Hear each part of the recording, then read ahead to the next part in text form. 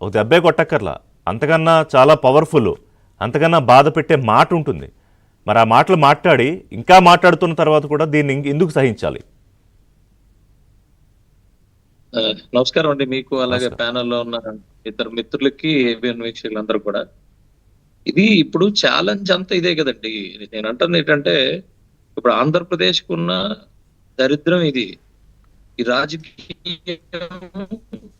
రాజకీయాలు తీసుకోవాలి, దీన్ని అని అనరు, దీన్ని అనెథికల్ లైఫ్ స్టైల్ అంటాం. దీనికి ఎథిక్స్ లేవు, ఏం లేవు.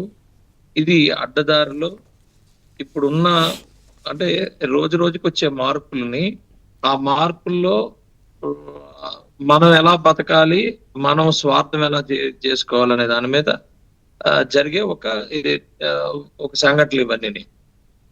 ఇది ఎలా ఉంటది అంటే, ఆ, దీన్ని అడ్వాంటేజ్ గా తీసుకొని ఆ అడ్వాంటేజ్ పొందే పరిస్థితి. ఇది ఎప్పుడు లాంగ్ స్టాండింగ్ ఉండదు. మీరు అన్నట్టు ఈ రోజు వాళ్ళు సర్వైవ్ అయిపోతున్నారు, రేపు సర్వైవ్ అయిపోతారు, ఎల్లుండి సర్వైవ్ అయిపోతారు. ఏ రోజుకి ఆ రోజు ఎవడు ఎలా పోయినా పర్వాలేదు, సిస్టమ్ ఎలా పోయినా పర్వాలేదు, ఏ జరిగినా పర్వాలేదు, ఈ రోజు మనం పబ్లిక్ లో ఏదో ఒక దీంట్లో మనం ఉండాలి అనే దాని మీద ఉంటున్న పరిస్థితులు. దీనికి ఒక మహిళ మీద అంటే ఒక ఇది అధర్మం, ఇది ధర్మం కాదు, ఇది అనే ఒక పరిస్థితి, అంటే వాళ్ళకి ఎక్కడ కూడా పాప భీతి గాని, భయం గాని ఎక్కడ లేదు. అర్థం చేసుకోండి. ఈరోజు టీటీడీలో మరి నెయ్యి కాని నెయ్యిని పెట్టేసిన, అక్కడ నచ్చినట్టు ఆ రోజు మనం చూసాం. ఆ 100 రూపాయలు, 1000 రూపాయలు ఉన్న ఇది 10,000 చేసేయండి. అంటే ఆ ఆ ఒక ధోరణి, ఆ థాట్ ప్రాసెస్ ఎందుకు వస్తుంది అంటే, ఎవడికి భయం అనేది లేదు. మనం పరిపాలించేటప్పుడు ప్రజలు బాగుండాలి, ప్రజలకు అనుగుణంగా ఉండాలి. అసలు ఎందుకోసం మనం చర్య తీసుకుంటాం, కొత్త రకంగా మనం ఎందుకు మనం ప్రవర్తిస్తాం అనే దాని మీద ఒక బేసిక్ ఫండమెంటల్స్, బేసిక్ ఇవి లేకుండా కేవలం ఒకే ఒక్కటి, మనం ఏది చేసినా అది మనకు అనుగుణంగా మనకు బాగుండాలి, మనం ఒక్కడే బాగుండాలి, ఎవడు ఎలా పోతే మనకి ఎందుకు అనే ఒక ధోరణి. అంటే ఒకటి విజయ్ కుమార్ గారు, ఆ కాదు కాదు, భయము, ఇక్కడ ఇక్కడ పాప నా అభ్యంతరం భీతులు. ఏంటంటే, అంటే మీరు చెప్పిన దాంట్లో కరెక్షన్ ఏంటంటే, మనం బాగుండాలనుకోవడంలో సరే తప్పు లేదు.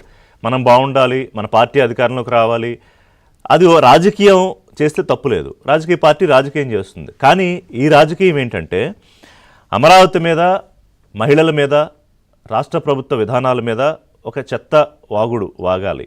అలాగే తప్పుడు రాతలు రాయాలి, విష ప్రచారం చేయాలి. మహిళలు రోడ్డు మీదకి రావాలి, కేసులు పెట్టాలి. ఆ తర్వాత అరెస్టులు చేస్తారు మనల్ని, మనం ఎవరితో మాట్లాడించామో వాళ్ళని. ఆ తర్వాత నేను వచ్చేస్తా బయటికి, అదే ఆంధ్రప్రదేశ్లో అరాచకం జరిగిపోతుందని ఒక పెద్ద డ్రామా క్రియేట్ చేస్తా. దాని మీద మన మీడియాలో ఇంక విపరీతమైన హైలైట్ చేసేసి, మీరు మొత్తం ఏదో అల్లకల్లోనే జరిగిపోతుంది, ఆంధ్రప్రదేశ్ అసలు అదుగు అప్పటికన్నా బీహార్ కన్నా యూపీ కన్నా అన్యాయంగా అయిపోయిందని మీరు మొత్తం రోజు ఒకదంపుడు రాతలు రాయాలి, ఎడిటోరియల్స్ రాయించాలి. అప్పుడు ఏదైతే విజన్ కంటున్నాడో 2047కి వికసిత భారత్తో పాటు స్వర్ణాంధ్రప్రదేశ్ విజన్ చంద్రబాబు నాయుడు కలగంటున్నాడో, కూటమి ప్రభుత్వం కలగంటోందో, దాన్ని డ్యామేజ్ చేయాలి. ఇంత కుట్ర ఉందంటున్నా ఇందులో. నేను బాగుండాలి, నా పార్టీ బాగుండాలి, నేను అధికారంలోకి వచ్చేయాలంటే సరే, అది ఓకే. కానీ కుట్ర సంగతి ఏంటి? అంతేనండి. నేను అంటుంది ఏంటంటే, మీరు మీ మనస్తత్వం అనేది జగన్మోహన్ రెడ్డికి మేము డైరెక్ట్ గా అడుగుతాం. ఆయన మనస్తత్వం ఏంటంటే, ఆయన మాత్రమే, ఆయన పార్టీ అని మీరు అంటున్నారు, మీరు కరెక్ట్ చేసుకోండి. ఆయన పార్టీ కూడా బాగుండాల్సిన అవసరం లేదని. ఓకే. ఆయన వ్యక్తులు, ఆయన నమ్ముకున్న వ్యక్తులు కూడా బాగుండాల్సిన అవసరం లేదు. ఆయన మాత్రమే. అవునులేండి, ఆ ఎందుకంటే ఒక్క ఇందులో సగం మనస్తత్వంతోనే మంది ఈ రోజు ఇప్పటికే వాళ్ళు 25% మంది కూడా జైల్లో ఉన్నారు, ఇంకో సగం మంది ఇంక పోతారు జైల్లోకి.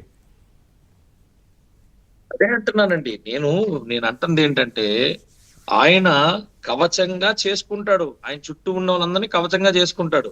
వాళ్ళందరూ ఈ రోజు ఇబ్బంది పడే పరిస్థితి. తాత్కాలికంగా వాళ్ళందరూ కూడా ఏదో సరే అని అన్నట్టు, సరే నేను అంటుంది 19-24 మధ్యలో ఎవడు పవర్ అనుభవించాడు చెప్పండి? అవును. ఈయన ఒక్కడే అనుభవించాడు.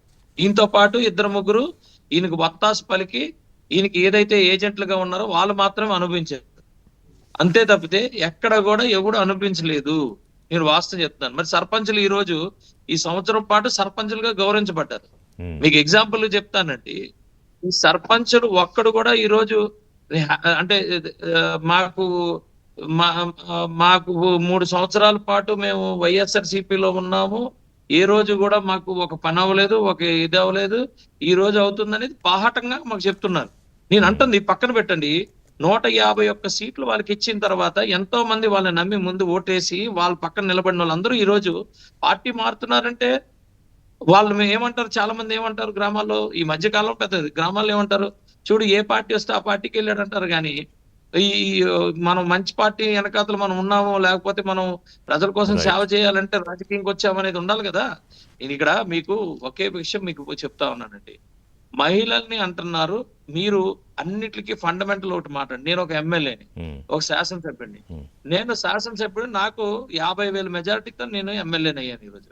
అంటే ఒక అపోజిషన్ కి ఒక 60,000 50,000 ఓట్లు పట్టాయి.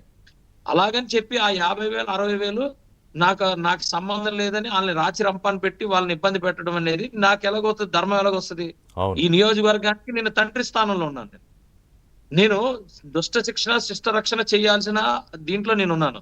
డెఫినెట్ గా అనేకమైన ఇవి వస్తాయి, నా దగ్గర నుంచి కూడా వస్తారు. సార్ మన ఊర్లోని వాడు మనల్ని ఇబ్బంది పెట్టాడు, ఆ రోజు మిమ్మల్ని ఇది చేశాడు అది చేశాడు అని అంటారు. కానీ ఆ విజ్ఞత ఈ పరిపాలించేవాడికి ఉండాలి. నా ధర్మం ఏంటనేది నాకు ఉండాలి. అర్థమైందండి. ఇది మా మనస్తత్వం. ఈ రోజు పవన్ కళ్యాణ్ గారు కానీ, చంద్రబాబు నాయుడు గారు కానీ, నేను తెలుగుదేశంలో పనిచేశాను, అలాగే ఇప్పుడు జనసేనలో నేను పనిచేస్తున్నాను, కూటమిలో పనిచేస్తున్నాను. నేను మీరు చెప్పింది నాకు అర్థమైంది. అంటే కాదు, మంచి ఎగ్జాంపుల్ చెప్పారు. కానీ దుష్ట రక్షణే పాయింట్ చెప్పండి కన్వే అవ్వాలి, చెప్పండి సార్. నేను పాయింట్ ఇదే క్లియర్ గా చెప్తున్నా. ఇప్పుడు ఒక మహిళని, అంటే ఆయన ఒక తండ్రి స్థానంలో పనిచేశాడు ఈ రాష్ట్రంలో. ఆ రోజు కూడా యాక్టర్లు అన్నారు, ఇంకోటి అన్నారు, అన్ని మాట్లాడుకుంటూ వెళ్ళారు. ఈ రోజు కూడా రేపు నేను ఈ రాష్ట్రానికి మళ్ళా నేనే ముఖ్యమంత్రి అంటే, ముఖ్యమంత్రి కాదు, బాధ్యత, తండ్రి స్థానంలో ఉండాల్సిన బాధ్యత నేను తీసుకుంటానని ఎక్కడని అన్నాడా? సొంత చెల్లి మీదే, అంటే మీరందరూ మర్చిపోతున్నారు. సొంత చెల్లె మా అమ్మ కడుపును పుట్టలేదో, లేకపోతే ఇల్లు పుట్టలేదో, లేకపోతే ఇంకోటి అని ఆవిడే డైరెక్ట్ మాట్లాడుతుంటే, వాళ్ళ తర్వాత ఆయన కడుపులోనే రక్తం పంచుకొని పుట్టిన పిల్లనే మరి అసహ్యంగా నీచంగా వాళ్ళ సోషల్ మీడియాలో వాళ్ళ ప్రెస్లోనే మాట్లాడిస్తున్నప్పుడు మీరు అమరావతి రాష్ట్ర వ్యాప్తంగా మహిళల మీదను, అమరావతి మహిళల మీద వాళ్ళకి గౌరవం ఉంటుందని అనుకోవడం అనేది మన పిచ్చితనం. మీ పిచ్చితనం, మన పిచ్చితనం.